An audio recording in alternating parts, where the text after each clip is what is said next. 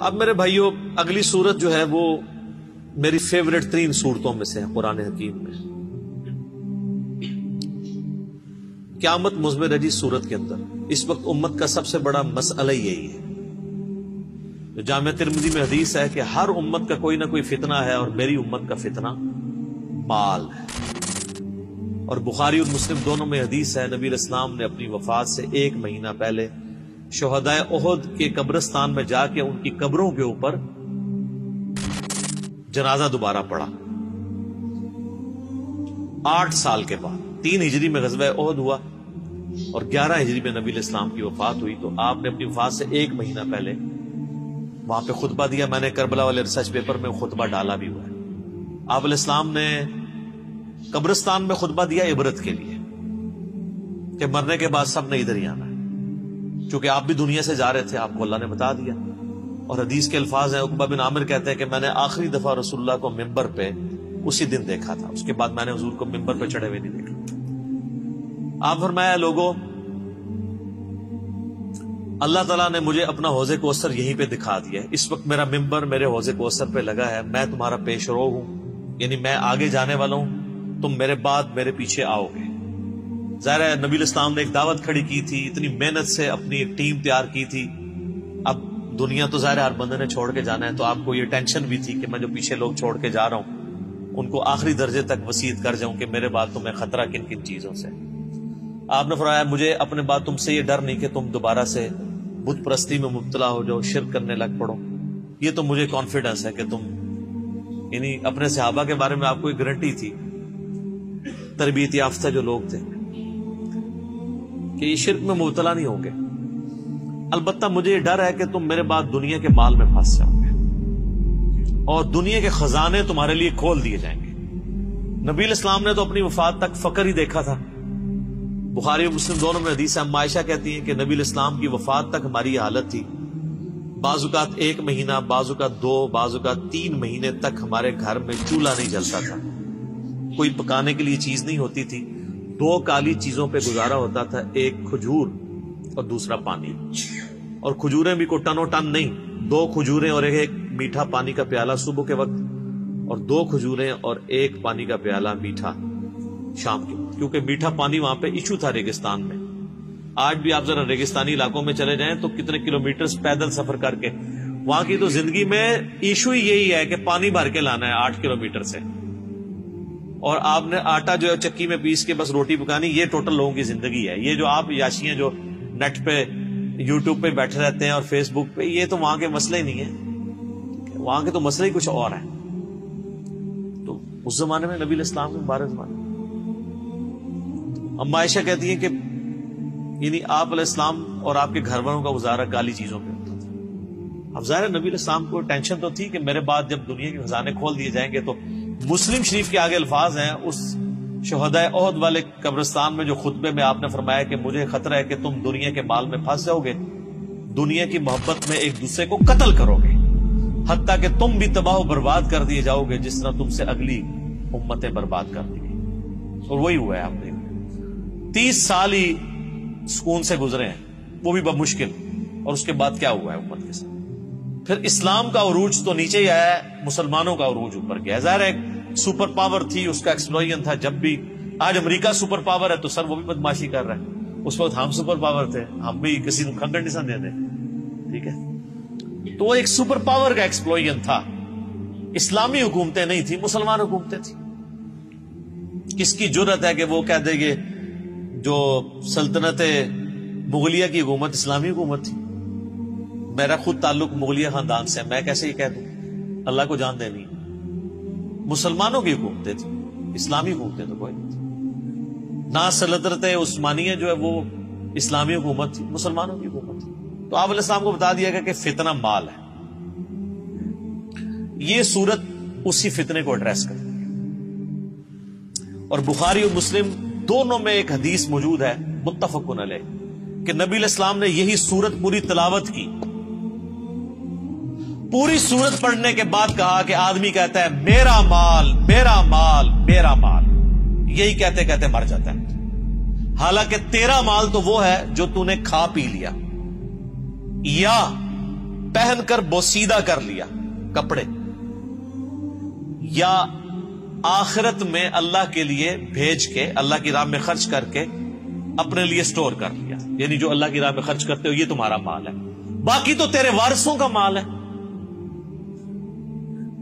بخاری اور مسلم دونوں میں حدیث ہے، نبی علیہ السلام نے فرمایا انسان کے 3 دوست ہیں، ایک ہی ساتھ جاتا ہے، 2 باہر ہی رہ جاتے ہیں، اس کے رشتہ دار اور مال یہ قبر سے باہر رہ جاتے ہیں، اور اس کے اعمال قبر میں ساتھ جاتے ہیں۔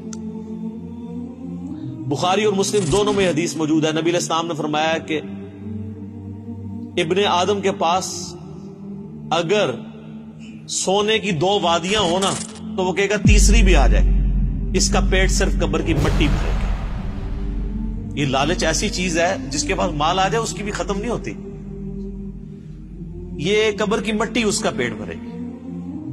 یہ ساری حدیثیں بخاری مسلم ہیں جتنی میں بیان کر رہا ہوں، باہر کی کتابوں سے، اور یہ تقریباً آلموسٹ 17 رکت انگیز حدیثیں میں نے مسئلہ نمبر 51 میں ریکارڈ کروائی ہیں۔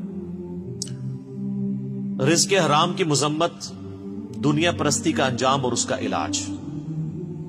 11 آیات قرآن حکیم سے کراس ریفرنس کے طور پہ پیش کی، جس میں نے یہ صورت بھی ڈسکس کی تھی، اور 17 احادیث بخاری اور مسلم سے۔ وہ سننے والا لیکچر ہے، قبلہ صحیح کرنے والا لیکچر ہے، مسئلہ نمبر 51۔ تو نبی صلی اللہ علیہ وآلہ وسلم کو یہ بات پتا تھی کہ میرے بعد فتنہ کیا بننے والا ہے امت کے، تو آپ کا زہد پریکٹیکلی آپ نے پروف کیا۔ بخاری اور مسلم دونوں میں حدیث ہے، نبی علیہ السلام دعا کیا کرتے تھے، اے اللہ محمد اور آل محمد کو صلی اللہ علیہ وآلہ وسلم بس اتنا ہی رزق دینا کہ ان کی روح اور جسم کا رشتہ برقرار رہے، یعنی بس سانس چلتی رہے، اس سے زیادہ مجھے رزق نہیں چاہیے۔ سر جن لوگوں نے یہ حدیثیں نبی علیہ السلام سے سنی ہوئی تھی انہوں نے دنیا کو 3 طلاقیں دینی تھی نا، انہوں نے ابو ذر غفاری پھر بننا ہی تھا۔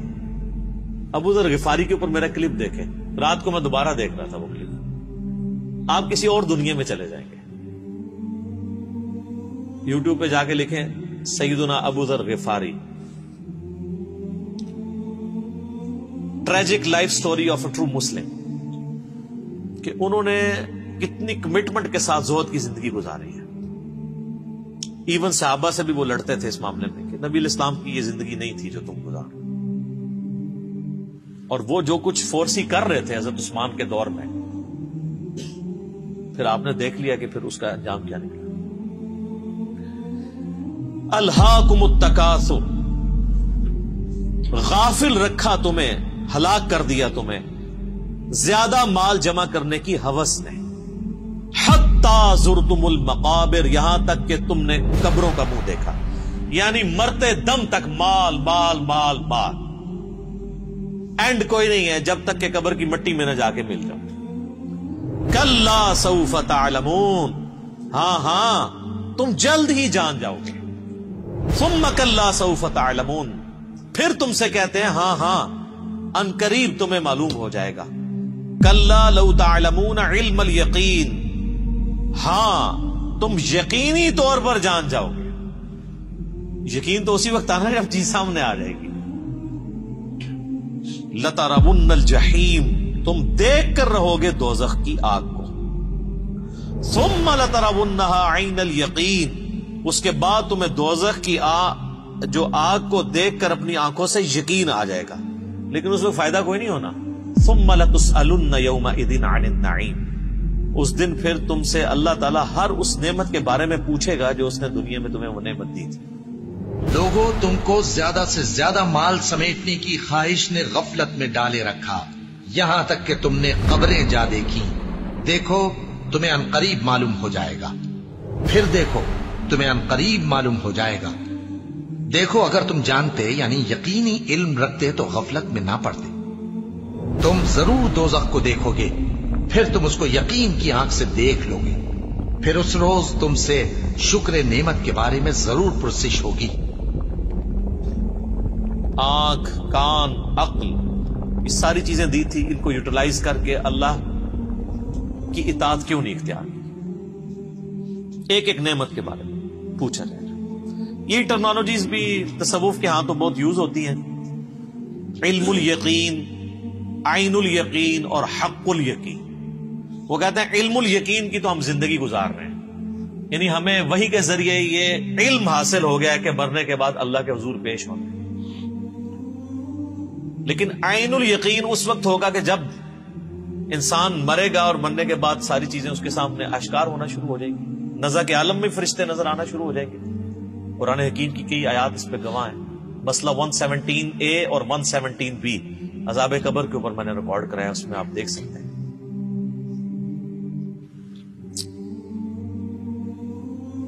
اور سورۃ الحجر کے اینڈ میں بھی آیا نا، فَاعْبُدْ رَبَّكَ حَتَّى يَأْتِيَكَ الْيَقِينُ، اپنے رب کی عبادت میں لگے رہو یہاں تک کہ تم یقین تک پہنچو۔ یقین کیا؟ موت۔ تو علم الیقین تو وحی کے ذریعے میں حاصل ہے، عین الیقین آنکھوں کے ذریعے دیکھ، وہ تو مرنے کے بعد ہی نزع کے عالم میں ہے، لیکن وہ بھی بندہ واپس نہیں آ سکتا۔ اور جامع ترمذی میں حدیث ہے کہ موت کے غرغرے سے پہلے توبہ قبول ہے، نزع کے عالم میں تو توبہ بھی قبول ہوئے گی۔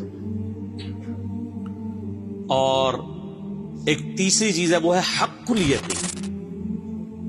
حق الیقین اللہ نہ کرے کہ اس تک نوبت آئے۔ حق الیقین یہ کہ جب کسی کو آگ میں پھینک دیا جائے گا نا، پھر اسے حق الیقین ہو جائے گا جب اس کا جسم جلے گا۔ دنیا میں بھی آپ دیکھ لیں، اگر ہم کہیں کہ جی وہ فلاں جگہ پہ دھواں اٹھ رہا ہے، آگ لگی ہوئی ہے، تو یہ کیا ہوگا؟ علم الیقین، کیونکہ آثار بتا رہے ہیں کہ آگ لگی ہے۔ پھر آپ قریب چلے جائیں اور آگ نظر آ جائے تو اسے کہا جائے گا عین الیقین، آنکھ سے دیکھ لیا۔ اور اگر زیادہ تسلی کرنی ہے تو بیچ میں ہاتھ ڈال دیں، تو جب ہاتھ جلے گا نا تو حق الیقین ہو جائے گا۔